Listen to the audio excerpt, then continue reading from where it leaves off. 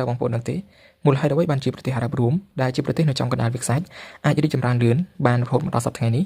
ទី1ប្រវត្តិរបស់សហភាពអារ៉ាប់រួមសម័យបុរាណតំបន់នេះមានមនុស្សរស់នៅរាប់ពាន់ឆ្នាំមកហើយប្រជាជនភាគច្រើនប្រកបរបរនេសាទប្រមូលគុជខ្យងពាណិជ្ជកម្មតាមសមុទ្រនិងចិញ្ចឹមសត្វនៅវាលខ្សាច់ដោយសារទីតាំងស្ថិតនៅចន្លោះអាស៊ីអាហ្វ្រិកនិងអឺរ៉ុបតំបន់នេះបានក្លាយជាផ្លូវពាណិជ្ជកម្មដ៏សំខាន់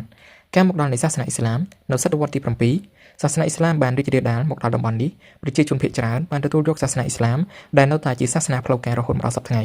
3សម័យអាណាព្យាបាលអង់គ្លេសចាប់ពីសតវត្សទី19តំបន់នេះស្ថិតក្រោមការការពាររបស់ចក្រភពអង់គ្លេសតំបន់នេះត្រូវបានគេស្គាល់ថា Trickle States ដែលរួមមានរដ្ឋតូចៗជាច្រើន4ការបង្កើតសហភាពនៅក្នុងឆ្នាំ1971នៅថ្ងៃទី2ខែធ្នូឆ្នាំ1971រដ្ឋចំនួន6បានរួបរวมគ្នាបង្កើតសហភាពអារ៉ាប់រួមនៅឆ្នាំ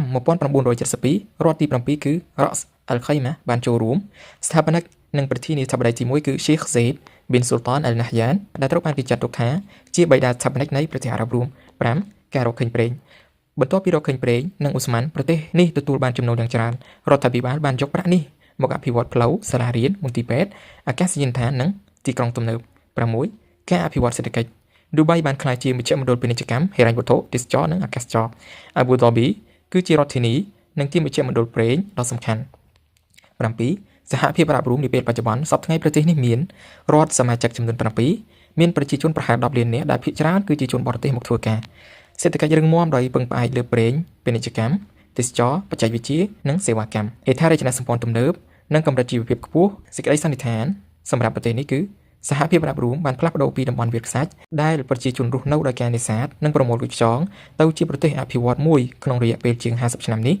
ការដឹកនាំប្រកបដោយចក្ខុវិស័យការប្រើប្រាស់ចំណូលពីប្រេងប្រកបដោយប្រសិទ្ធភាពនិងការធ្វើពិពិធកម្មសេដ្ឋកិច្ចបានធ្វើឲ្យប្រទេសនេះក្លាយជាមជ្ឈមណ្ឌលសេដ្ឋកិច្ចនិងទេសចរណ៍ដ៏សំខាន់មួយរបស់ពិភពលោកមូលហេតុដែលសហភាពអារ៉ាប់រួមរីកចម្រើនយ៉ាងលឿនគឺដោយសារកត្តាសំខាន់ៗដូចខាងក្រោមទី1ធនធានប្រេងនិងឧស្ម័នប្រទេសនេះមានធនធានប្រេងនិងឧស្ម័នច្រើនដែលបានផ្ដល់ចំណូលយ៉ាងច្រើនសម្រាប់ការអភិវឌ្ឍប្រទេស2មានដឹកនាំមានចក្ខុវិស័យឆ្វេងឆ្ងាយមានដឹកនាំបានយកប្រាក់ចំណូលពីប្រេងទៅវិនិយោគលើហេដ្ឋារចនាសម្ព័ន្ធការអប់រំបច្ចេកវិទ្យានិងទេសចរណ៍មិនពឹងផ្អែកលើប្រេងតែមួយមុខនោះទេ3ហេដ្ឋារចនាសម្ព័ន្ធទំនើបផ្លូវថ្នល់កំពង់ផែអាកាសយានដ្ឋាននិងអគារខ្ពស់ៗត្រូវបានសាងសង់យ៉ាងមានគុណភាពទាក់ទាញវិនិយោគិននិងភ្ញៀវទេសចរ4សេដ្ឋកិច្ចចម្រុះទីក្រុងឌូបៃបានអភិវឌ្ឍលើវិស័យពាណិជ្ជកម្មហិរញ្ញវត្ថុទេសចរណ៍អចលនទ្រព្យនិងដឹកជញ្ជូនដោយមិនពឹងផ្អែកលើប្រេងតែមួយមុខនោះទេ5គោលនយោបាយទាក់ទាញ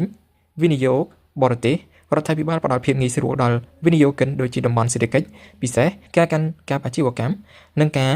បង់ពន្ធទាបក្នុងវិស័យជាច្រើនសន្តិសុខនិងស្ថិរភាពនយោបាយប្រទេសនេះមានស្ថិរភាពខ្ពស់និងធ្វើឲ្យក្រុមហ៊ុនអន្តរជាតិមានទំនុកចិត្តក្នុងការវិនិយោគការទាក់ទាញកម្លាំងពលកម្មជំនាញប្រទេសនេះទាក់ទាញអ្នកជំនាញនិងពលករមកពីជុំវិញពិភពលោកដើម្បីជួយអភិវឌ្ឍសេដ្ឋកិច្ចសរុបរួមមកការរីកចម្រើនរបស់សហភាពអារ៉ាប់រួមមិនមែនដោយសារប្រេងតែមួយមុខទេប៉ុន្តែដោយសារការគ្រប់គ្រងល្អការវិនិយោគយូរអង្វែងការអភិវឌ្ឍហេដ្ឋារចនាសម្ព័ន្ធនិងការធ្វើឲ្យសេដ្ឋកិច្ចមានភាពចម្រុះនេះហើយជាមូលហេតុដែលប្រទេសនេះបានក្លាយជាមជ្ឈមណ្ឌលពាណិជ្ជកម្មនិងទេសចរណ៍ដ៏សំខាន់មួយរបស់ពិភពលោក